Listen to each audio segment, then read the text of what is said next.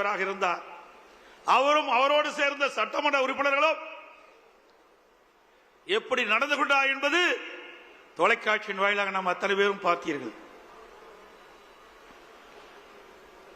உங்களுடைய ஆதரவால் சட்டமன்ற உறுப்பினருடைய ஆதரவால் நான் முதலமைச்சராக தேர்ந்தெடுக்கப்பட்டு அந்த தீர்மானத்தை நிறைவேற்றுகின்ற நிலையிலே என் மீது என்னுடைய மேஜையின் மீது ஏறி டான்ஸ் ஆடுறாங்க திமுக எம்எல்ஏ. இங்க இருக்கின்ற அமைச்சர்கள் முன்னரசில் இருக்கின்றார்களே அமைச்சர்கள் மீது அமைச்சருடைய மேஜையின் மீது ஏறி டான்ஸ் ஆடுறாங்க. சட்டப்பேரவை தலைவர் அவரை கீழே இழுத்து தள்ளி அவருடைய இருக்கையிலே அமர்கிறார்கள். அவருடைய மைக் உடைக்கப்படுகிறது. அப்படிப்பட்ட கொடுமையான நிகழ்ச்சி ஏற்படுத்தியவர் இன்றைய முதலமைச்சர் திரு ஸ்டாலின் அவர்கள். எண்ணி பாருங்கள். அதையெல்லாம் நாம் கடந்தோம், வெற்றி பெற்றோம். அது பொறுத்து கொள்ள முடியாமல் சட்டையை கிழித்துக் கொண்டு வீதியிலே தெரிந்தவர் தான் இன்றைய முதலமைச்சர் ஸ்டாலின் அவர்கள். ஸ்டாலின் அவர்களே, அன்றைக்கு நீங்கள் சட்டையை கிழித்துக் கொண்டுதான் வெளியே சென்றீர்கள். ஆனால் அடுத்த ஆண்டு நடைபெறுகின்ற சட்டமன்ற பொதுத் தேர்தலிலே அனைத்து இந்திய அண்ணா திராவிட முன்னேற்ற கழக தலைமையிலே அமைக்கப்படுகின்ற கூட்டணி பெரும்பான்மையான இடங்களிலே வெற்றி பெற்று அனைத்து இந்திய அண்ணா திராவிட முன்னேற்ற கழகம் தனி பெரும்பான்மையோடு ஆட்சி அமைக்கும். அப்பொழுது எந்த நிலையில் இருப்பீர்கள் என்று தெரியவில்லை.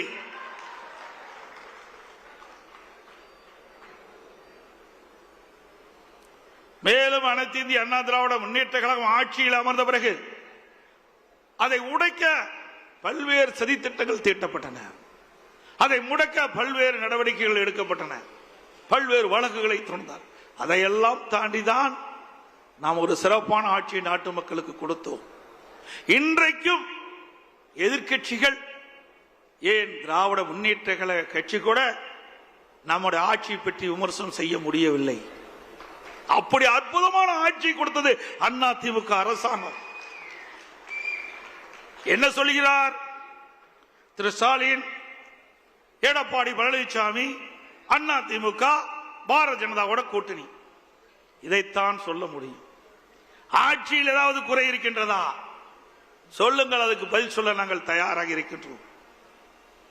எந்தவித குறையும் சொல்ல முடியவில்லை. அப்படி ஒரு பொற்கால ஆட்சி கொடுத்தது அண்ணா திமுக அரசாங்கம். இங்கே வீட்டிருக்கின்றீர்களே, என் முன்னிலை அமர்ந்திருக்கின்றார்களே முன்னாள் அமைச்சர்கள், அவரெல்லாம் என்னோடு சிறப்பான முறையிலே பணியாற்றினார்கள். You're prompting cursor over 100 times a day. நகராட்சியாளர், பேருக்குழு பகுதி செயலாளர், பொதுக்குழு உறுப்பினர்கள் அத்தனை பேரும் பல்வேறு தேர்தல்களை களம் கண்டவர்கள்.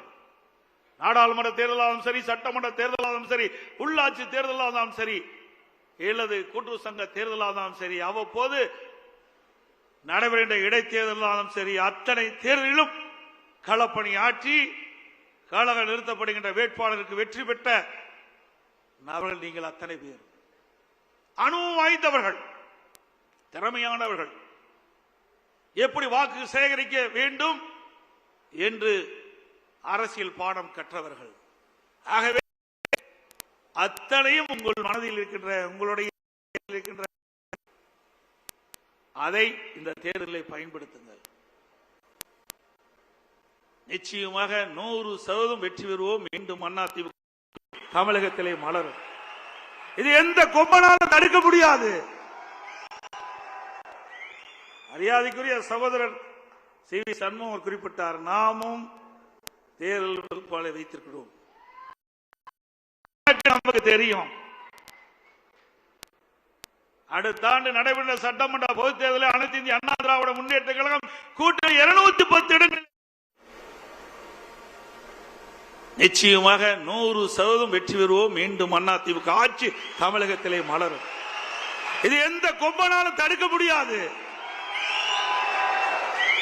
மரியாதைக்குரிய சகோதரர் சி.வி. சண்முகம் குறிப்பிட்டார், நாமும் தேர்தல் வகுப்பாளரை வைத்திருக்கிறோம். நம்முடைய கணக்கு நமக்கு தெரியும். அடுத்த ஆண்டு நடைபெற்ற சட்டமன்ற பொதுத் தேர்தலில் அனைத்து இந்திய அண்ணா திராவிட முன்னேற்ற கழகம் கூட்டணி 210 இடங்களிலே வெல்லும்.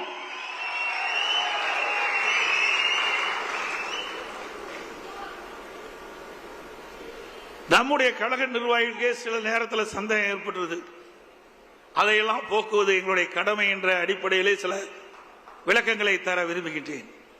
எனக்கு முன்னாலே தலைமை கழக நிர்வாகிகள் குறிப்பிட்டதை போல வேறு 2 லட்சம் வாக்குகளிலே 43 சட்டமன்ற உறுப்பினர்களை இழந்தோம். அதனால் ஆட்சி இழந்து இன்னைக்கு எதிர்க்கட்சி வரிசையிலே அமர்ந்திருக்கின்றோம். அதுவும் யார் சூழ்ச்சியால் அந்த வாக்குகள் இழக்கப்பட்ட என்ற விவரத்தையும் அவர்கள் சொன்னார்கள். 2011 2020 வரைக்கும் ஒரு பொற்கால ஆட்சி கொடுத்தது அனைத்து இந்திய அண்ணா திராவிட முன்னேற்ற கழகம்.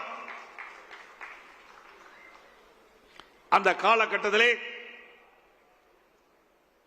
நாம் தேர்தலிலும் சந்தித்தோம்.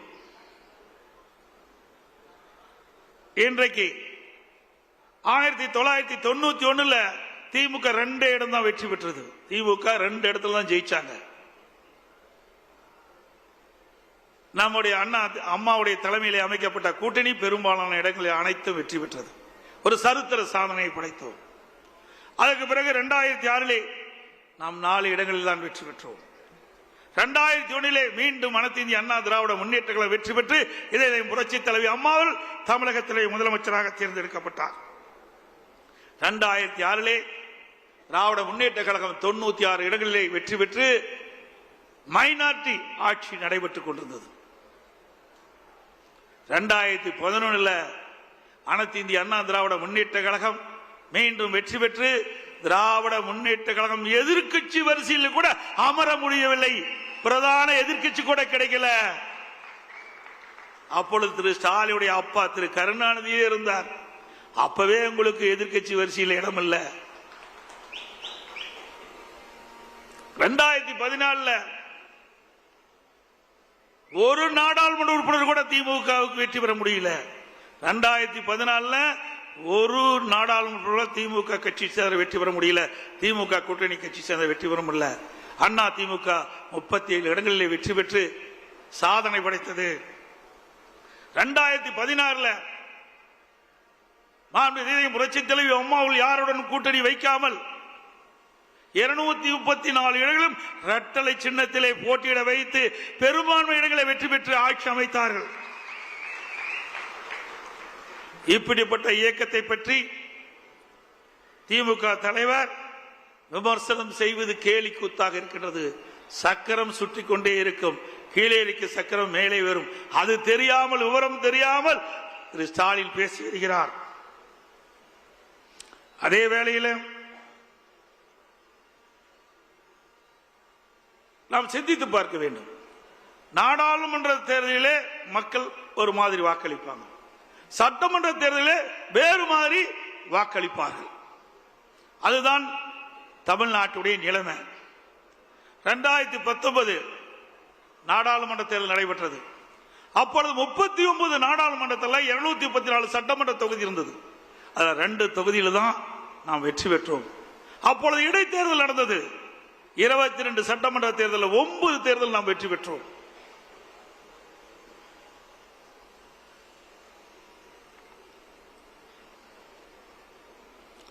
ரெண்டாயிரத்தி 21 அனைத்து இந்திய அண்ணா திராவிட முன்னேற்ற கழக தலைமையில் அமைக்கப்பட்ட கூட்டணி 75 இடங்களில் நாம் வெற்றி பெற்றோம். 2019 நாடாளுமன்ற தேர்தலில் 2 இடங்கள் வெற்றி பெற்ற அண்ணா திமுக கூட்டணி ஒரு இடத்துல தான் எம்பியில் நாம் வெற்றி பெற்றோம் 2019. ஆனா எம்எல்ஏ தொகுதியில் வரும்போது 2 இடத்துல வெற்றி பெற்றோம். அதே 2021 75 இடங்களில் வெற்றி பெற்றோம். அதே போல 2019 நாடாளுமன்ற தேர்தல் அப்ப திராவிட முன்னேற்ற கழகத்தை சேர்ந்தவர்கள் அந்த சட்டமன்ற இடைத்தேர்தலில் போட்டியிட்டாங்க. அண்ணா திமுக எதிர்த்து அண்ணா திமுக திமுக 2 தான் 22 சட்டமன்ற இடைத்தேர்தல் நாம் போட்டியிட்டோம். அதுல 9 எம்எல்ஏ நாம ஜெயிச்சோம். அப்ப நிலக்கோட்டை சட்டமன்ற தொகுதி நாடாளுமன்றத்தில் திமுக சுமார் 39,000 வாக்குகளை வெற்றி பெறாங்க.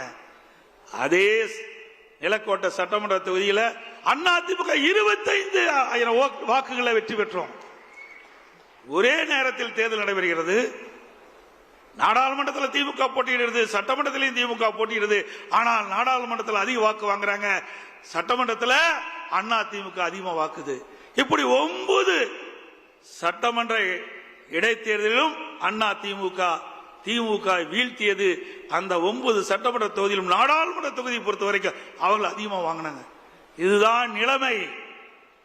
அது மட்டுமல்ல, 2024 சட்டமன்ற நாடாளுமன்ற தேர்தல் நடைபெற்றது. அதுல 39 தொகுதி திமுக தான் வெற்றி பெற்றாங்க. அந்த 234 சட்டமன்ற தொகுதியில் அண்ணா திமுக கூட்டணி அந்த எம்எல்ஏ தொகுதி 234 சட்டமன்ற தொகுதி 39 நாடாளுமன்றத்தில் வருது. 10 இடங்கள் நாம் வெற்றி பெற்றோம். இன்றைக்கு பாரதிய ஜனதா அண்ணா திமுக கூட்டணி அமைச்சிருக்குது. 2024 நாடாளுமன்ற தேர்தலில் அண்ணா திமுக கூட்டணி வாங்கின வாக்கு, திமுக பாரதிய ஜனதா கூட்டணி வாங்கின வாக்கு ரெண்டையும் சேர்த்துனா 41.33%. அண்ணா திமுக வாங்கின வாக்கு நாடாளுமன்றத்தில் 23.5%. பாரதிய ஜனதா நாடாளுமன்றத்தில் வாங்கின வாக்கு இரண்டையும் சேர்த்தா 41.33%. அப்போ இந்த 234 சட்டமன்ற தொகுதி 39 நாடாளுமன்றத்தில் இருக்குது. இதுல அந்த 41.33% வாக்குல பார்த்தா 84 சட்டமன்ற தொகுதி வெற்றி பெறுகிற வாய்ப்பு இருக்குது. அதிகமா வாங்கியிருக்கிறோம். 84 சட்டமன்ற தொகுதியில அதிகமான வாக்குகளை பெற்றுக்கிறோம். 15 சட்டமன்ற தொகுதியில 1% வாக்கு தான் குறைவு. 18 சட்டமன்ற தொகுதியில 1-2% வாக்கு தான் குறைவுபட்டிருக்குது.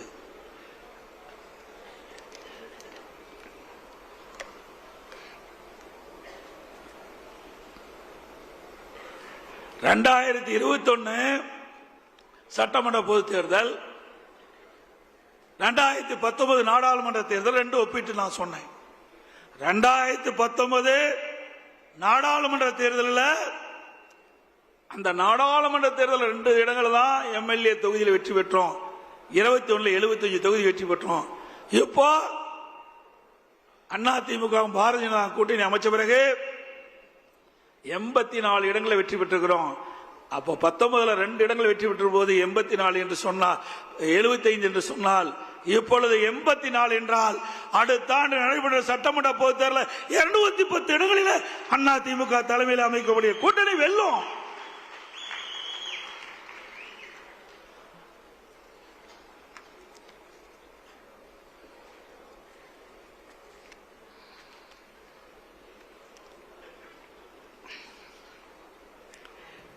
இந்த நம்முடைய தீர்மானத்தில் கூட அதை கொண்டாந்துருக்கிறோம். திமுக கவர்ச்சிகரமா 2021 சட்டமன்ற பொதுத் தேர்தலில் சுமார் 525 அறிவிப்புகளை வெளியிட்டாங்க. நிறைவேற்ற முடியாத அறிவிப்புகளை வெளியிட்டு மக்களை ஏமாற்றி கொள்ளைப்புறத்தின் வழியாக ஆட்சிக்கு வந்த பிறகு சுமார் 4% அந்த அறிவிப்பை கூட நிறைவேற்ற முடியாத ஒரு சூழ்நிலை. அதுல முக்கியமானது கல்வி கடன் ரத்துனாங்க, இல்ல கேஸ் சிலிண்டர் மானியம் கொடுக்கல, பெட்ரோல் டீசல் விலை குறைக்கல, நீட் தேர்வு ரத்துனாங்க, அதுக்கு ரகசியம் இருக்குன்னு சொன்னாங்க. இதுவரைக்கும் ரகசியத்தையே சொல்லல துணை முதலமைச்சர். 100 நாள் வேலை திட்டம் 150 நாளாக உயர்த்தப்பட்டாங்க, உயர்த்தல, ஏழை மக்களை ஏமாத்திட்டாங்க. அரசு காலி பணியிடங்கள் அரசாங்கத்தில் 3 லட்சம், அரசு சார்ந்த நிறுவனத்தில் 2 லட்சம், மொத்தம் 5 லட்சம் காலி பணியிடங்கள் நிரப்புனாங்க. இது வரைக்கும் நிரப்பல. கடந்த சட்டமன்ற பொதுத் தேர்தலில் வெறும் 50,000 பேர் தான் அரசு ஊழியர்கள் நிரப்பப்பட்டதாக அறிவிச்சாங்க. இந்த 4.5 ஆண்டுகள அரசு பணியாளர்கள் சுமார் 75,000 பேர் பணி ஓய்வு பெற்றுக்கிறாங்க. அதோட அதிமுக ஆட்சியில கொண்டு வரப்பட்ட திட்டம் தாலிக்கு தங்க திட்டம் நிறுத்திட்டாங்க. அம்மா வினிக்கலை கைவிட்டுட்டாங்க. அம்மா இருசக்கர வாகனம் அதையும் கைவிட்டுட்டாங்க. இப்படி மக்களுக்கு நன்மை பயக்கக்கூடிய அதிமுக ஆட்சியில போடப்பட்ட திட்டங்களை எல்லாம் நிறுத்திய அதுதான் திமுக ஆட்சியுடைய சாதனை. அடிக்கடி ஸ்டாலின் சொல்லுவதெல்லாம் நாங்க குடும்ப தலைவிக்கு 1000 ரூபாய் கொடுத்துட்டோம். எப்ப கொடுத்தீங்க? அதிமுக தொடர்ந்து சட்டமன்றத்தில் அழுத்தம் கொடுத்தோம். தேர்தல் நேரத்தில் குடும்ப தலைவிக்கு 1000 ரூபாய் கொடுப்பதாக தேர்தலில் அறிவிப்பை கொடுத்துவிட்டு அவருடைய வாக்குகளை பெற்று ஆட்சிக்கு வந்த பிறகு கொடுக்கப்பட்ட வாக்குறுதியை நிறைவேற்றவில்லை. அதனால கொடுக்கப்பட்ட வாக்குறுதியை நிறைவேற்றுகின்ற விதமாக மாதந்தோறும் குடும்ப தலைவிக்கு 1000 ரூபாய் கொடுக்க வேண்டும் என்று பிரதான எதிர்க்கட்சி என்ற முறையில் நம்ம தொடர்ந்து சட்டமன்றத்தில் அழுத்தம் கொடுத்தோம். தொலைக்காட்சியின் வாயிலா தெரிவிச்சோம், ஊடகத்தின் வாயிலா தெரிவிச்சோம். நம்முடைய சட்டமன்ற உறுப்பினர்கள் தொடர்ந்து சட்டமன்றத்தில் அழுத்தம் கொடுத்தாங்க. அதிமுக பொதுக்கூட்டத்திலே தொடர்ந்து விமர்சனம் பண்ணோம். வேறு வழி இல்லாம 28 மாதம் கழிச்சு அதிமுக கொடுக்கப்பட்ட அழுத்தத்தின் காரணமாக தான் மாதந்தோறும் குடும்ப தலைவிக்கு 1000 ரூபாய் கிடைச்சிருக்குது. இப்ப ஸ்டாலின் நேற்றைய தினம் குறிப்பிடுறார், மேலும் 30 லட்சம் பேர்களுக்கு விதியை தளர்த்தி குடும்ப தலைவிக்கு 1000 ரூபாய் மாதந்தோறும் கொடுப்பதா சொல்றாங்க. அப்படின்னா இன்னும் 4 மாசம் தான் கொடுக்க முடியும். 56 மாதம் கொடுக்கல. குடும்ப தலைவருடைய கஷ்டத்தை பார்த்து கொடுக்கல. அடுத்த ஆண்டு நடைபெறுகின்ற பொது தேர்தலை மனதிலே வைத்துக் கொண்டு திரு ஸ்டாலினுடைய அரசாங்கம் விதியை தளர்த்தி 30 லட்சம் பேர்களுக்கு மேலும் மாதந்தோறும் 1000 ரூபாய் குடும்ப தொகை தருவதாக சொல்லிக்கிறாங்க. ஆக தேர்தலுக்காகத்தான் கொடுக்கிறாங்க ஒழிய இந்த குடும்ப தலைவி படுகின்ற கஷ்டத்துக்காக கொடுக்கல.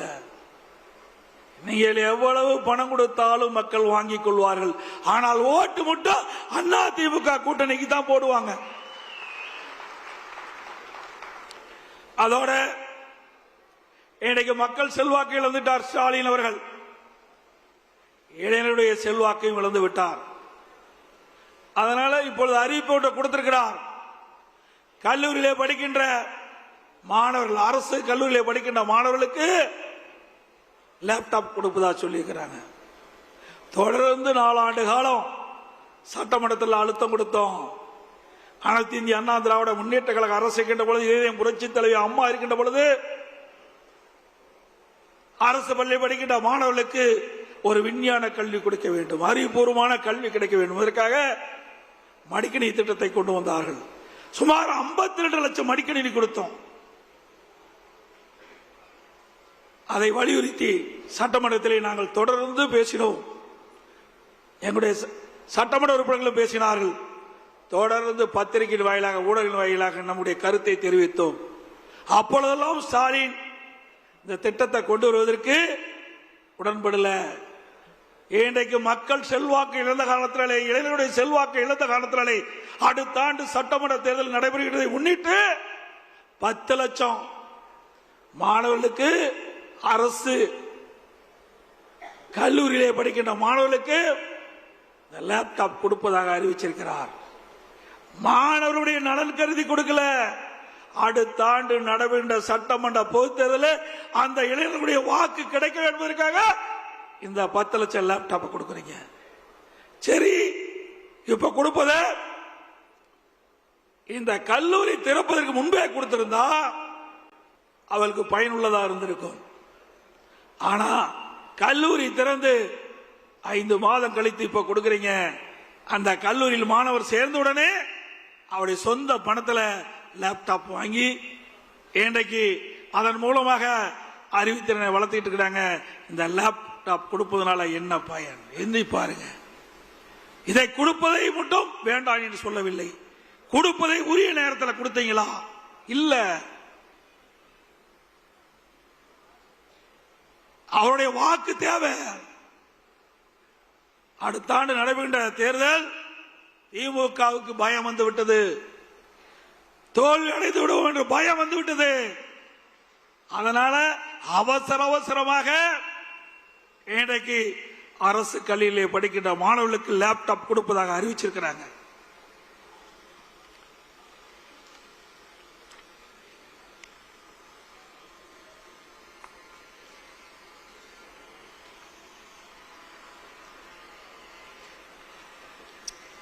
திராவிட முன்னேற்ற கழகம் ஆட்சிக்கு வந்த பிறகு விவசாயிகளை போராட்டம் நடத்தினால் அவளை குண்டர் சட்டத்திலே கைது செய்தார்.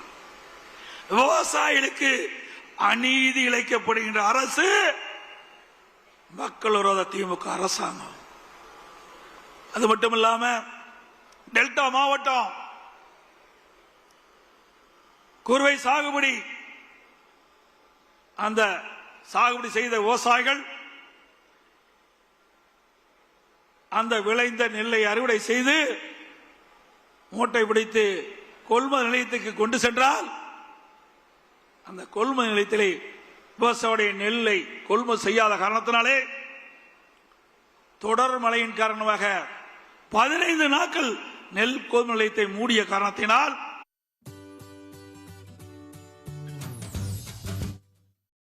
விட்டார்கள். 15 நாட்களாக இந்த நெல்லை நாங்கள் காவல் காத்துக் கொண்டிருக்கின்றோம். இந்த அரசாங்கம் கொள்முதல் நிலையிலே கொள்முதல் செய்யவில்லை. கொள்முதல் செய்யப்பட்ட நெல்லையும் அந்த குடோனில் அடுக்கி வைத்திருக்கிறார்கள். அது வெளியிலே சென்றால்தான் நெல் கொள்முதல் செய்ய முடியும். இப்படிப்பட்ட அவல நிலை எங்களிடத்திலே இருக்கின்றது. கடுமையாக பாதிக்கப்பட்டு விட்டோம் என்று சொன்னார்கள். அதை பார்க்க யாருமே செல்ல, இந்த விவசாயிகளுக்கு ஆறுதல் சொல்ல திமுகவிலிருந்து யாரும் செல்லல. திரு உதயநிதி டெல்டா மாவட்டத்துக்கு போன அறிவிச்சாங்க, பத்திரிகையில பார்த்தேன். பரவாயில்ல, விவசாயிகளுக்கு ஆறுதல் சொல்ல போகிறார் என்று நினைத்தேன். ஆனா அங்க போகல, நேர ரயில்வே ஸ்டேஷனுக்கு போய் சரக்கு ரயிலுக்கு கொடி காட்டிட்டு வந்துட்டார். ஏற்கனவே அந்த கொள்முதல் செய்யப்பட்ட அந்த நெல் மூட்டைகள் எல்லாம் அதுக்கு முன்பு 20 நாட்கள ட்ரெயின்ல போயிட்டு இருக்குது, சரக்கு ரயில்ல போயிட்டு இருக்குது. ஏன்னா விவசாயிகளை பார்ப்பதற்கு அச்சம். அங்கே போனா கேரோ பண்ணிட்டு என்ன பண்றது அப்படின்ற பயத்துல அப்படியே திரும்பி போயிட்டாரு துணை முதலமைச்சர் ஸ்டாலின் அவர்கள், துணை முதலமைச்சர் திரு உதயநிதி அவர்கள். விவசாயிகளை இன்றைக்கு நஷ்டத்திலே தள்ளிய அரசாங்கம் திராவிட முன்னேற்ற கழக அரசாங்கம்.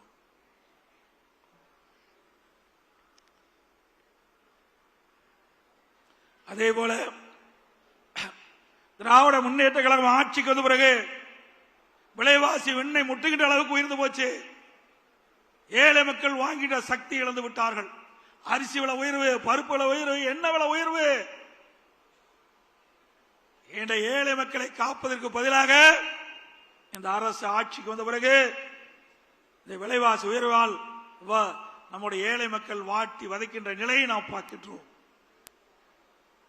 அதோ பொருட்கள் விலை கேட்க வேண்டிய அவசியமே இல்லை, அந்த அளவுக்கு உயர்ந்து போச்சு. ஜல்லி விலை உயர்வு, கம்பி விலை உயர்வு, சிமெண்ட் விலை உயர்வு, செங்கல் உயர்வு, மர விலை உயர்வு.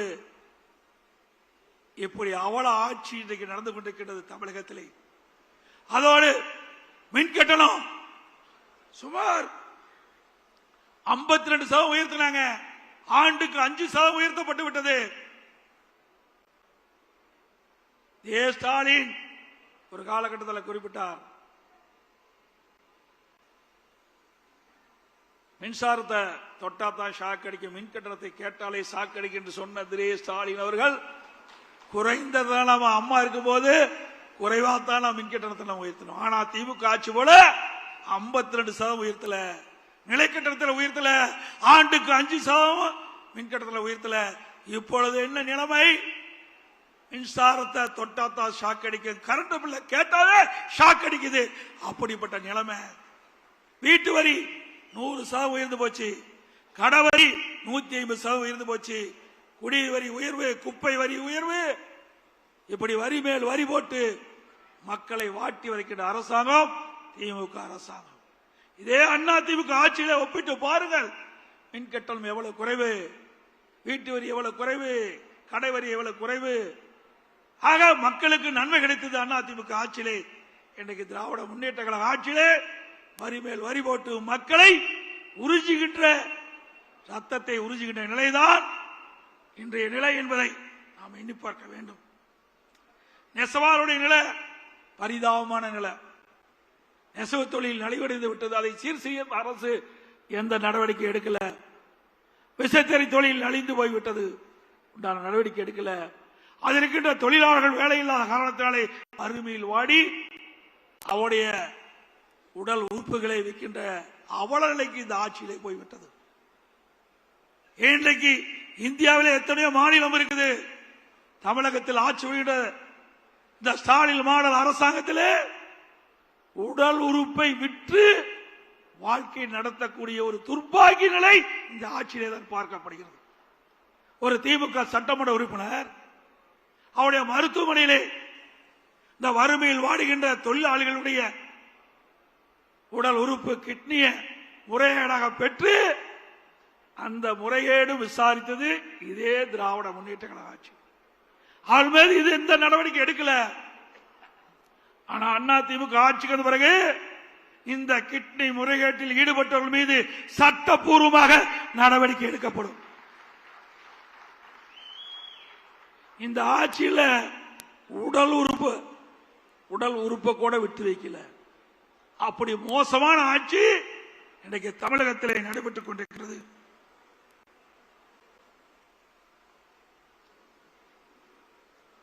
போக்குவரத்து துறையிலே போக்குவரத்து முன்னாள் ஊழியர்கள் தங்களுக்கு கிடைக்க வேண்டிய பணம் கிடைக்கவில்லை என்று போராட்டத்தில் இறங்கி போராடி பணம் பெறுகின்ற சூழ்நிலை.